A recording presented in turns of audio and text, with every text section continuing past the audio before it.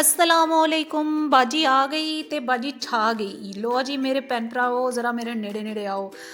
हुण असी आईब्रोज़ दी भी शेप समझ लई और फेस दी भी सारी शेप समझ लई और अब बारी आती है कंटोरिंग की। ठीक है, कंटोर करके किस तरह फेस दे जेह्ड़े कट्स ने वो तुसी चेंज करना है कि हर फेस दी शेप दे हिसाब नाल कित्थों कंटोर करना चाहिदा है कि एह्दा जेह्ड़ा है ना फेस स्लिम लगे क्लाइंट दा।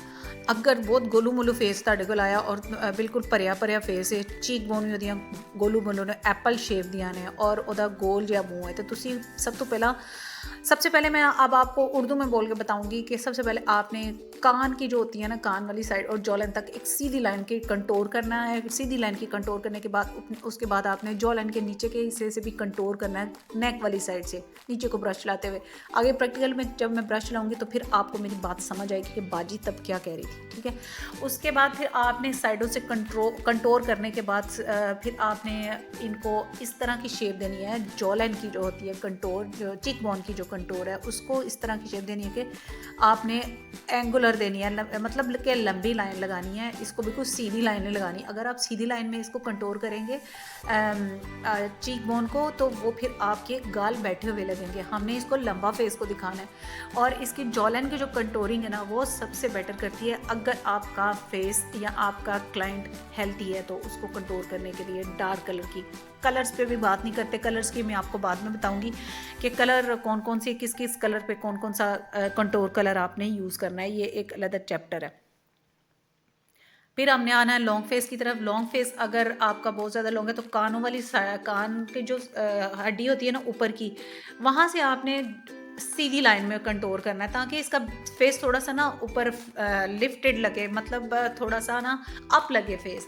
लॉन्ग फेस लंबा होता है, नीचे को होता है, इसलिए अप लगवाना है हमने इसको। और यहाँ पे जो लॉन्ग फेस होता है ना, उसके गोल फेस पे तो हमने जॉलन पे कंटोर किया था ना, इसके जॉलन से ऊपर वाले जॉलन के जो ये साथ वाली कान की नीचे की हड्डी जो होती है ना, वहाँ पे आपने कंटोर करना है ताकि उसकी जो लेंथ है ना वो भी मेंटेन रहे। और फिर आप देखें कि अगर आपके ब्रॉड है बहुत ज़्यादा फॉरहेड लॉन्ग फेस का, तो आपने उसके बाल फॉरहेड के करीब करीब बालों, हेयर लाइन जिसको बोलते हैं, हेयर लाइन पे भी आपने कंटोरिंग करनी है।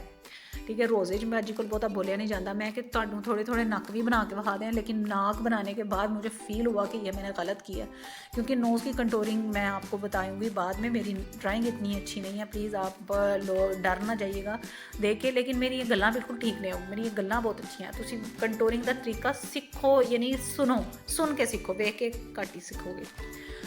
फिर मैंने नोज़ बनाई, इसलिए नोज़ बनाई है ताकि आपको अंदाज़ा हो कि नोज़ कि कितनी दूर तक आपने कंटोर लाइन को रखना है। अगर ये जो मैं कंटोर लाइनिंग आपको बता रही हूँ, ये मैं आगे प्रैक्टिकल में जाके आपको बताऊंगी कि आपने किस प्रोडक्ट के साथ ये वाली लाइन बनानी है और ब्लेंडिंग कैसे करनी है। ब्लेंडिंग के बाद कंटोर जो होता है ना, वो आपको नज़र आता है सही। कंटोरिंग का असल मकसद, कंटोरिंग का हाईलाइट का मतलब असल में ये होता है कि हमारे जो फेस के भरे हुए उनको छुपाना, उनको कंट्रोल करना, और जो हमारे जो हमारे उभरे हुए पार्ट हैं, सॉरी, जो हमारे बैठे हुए पार्ट हैं, उनको हाईलाइट के साथ हाईलाइट करना है।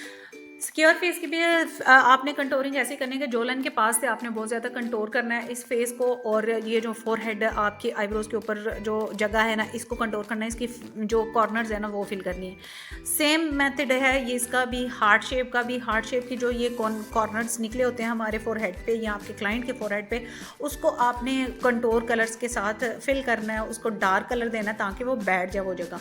और नीचे जो चिन होती है हार्ट शेप की, उसको भी आपने कंटोर के साथ थोड़ा सा मेंटेन करना है। पियर शेप को भी आप देखें कि ऊपर जो जगह होती है हमारी फोरहेड पे, हाली हेयर लाइन के करीब आपने ख़ास कंटोर करने हैं पियर शेप वाली लाइन, पियर शेप वाले फेस को। फिर पियर शेप में ये होता है कि जॉलन थोड़ी सी उभरी होती है, उसको भी आपने कंटोर करना है। ठीक है, डायमंड फेस जो होता है वो सबसे ज़्यादा मुश्किल होता है, सबसे ज़्यादा, क्योंकि इसको कंटोर की ज़रूरत होती है, इसको मैनेज करने की ज़रूरत होती है। इसकी ज़्यादातर कंटोर जो होती है ना, वो कानों के पास से होती है और माथे पे जो कोना निकला होता है ना, उसके पास से आप करेंगी। और थोड़ी बहुत इसकी चिन पे भी होती है, चिन के नीचे भी होती है। इसकी कंटोर सबसे मुश्किल होती है। कंटोर और हाईलाइट जो होते हैं ना वही हमारे जो मेकअप होता है और मेकअप के लुक होते हैं उनको चेंज करते हैं टोटल, ठीक है। उसी से हम इन्हेंस कर सकते हैं और उसी से हम प्रोमिनेंट करते हैं फेस के कट्स को, ठीक है, कंटोर के साथ। कंटोर एक बहुत ही ज़रूरी एक पार्ट समझ लें। बाकी ड्राइंग तो मेरी अल्लाह मालिक के वेख सकते हो तुसी किड्डी खूबसूरत है, लेकिन जब मैं आपको आगे प्रैक्टिकल करके दिखाऊंगी तो फिर आपको सारे कॉन्सेप्ट मेरे क्लियर हो जाएंगे, ठीक है। ओके, उस टाइम क्या बात हो रही थी, मैं साथ साथ आपको ये भी रिवाइज़ करवाती जाऊँगी कि हमने इस तरह से बात की थी और ये वाला प्रैक्टिकल हम इस तरह से कर रहे हैं, ठीक है। मेरे साथ जुड़े रहें, प्रैक्टिस करते रहें, अपनी दुआओं में याद रखें, हंसते रहो, वास्ते रहो। अल्लाह हाफिज़, टाटा, बाय बाय।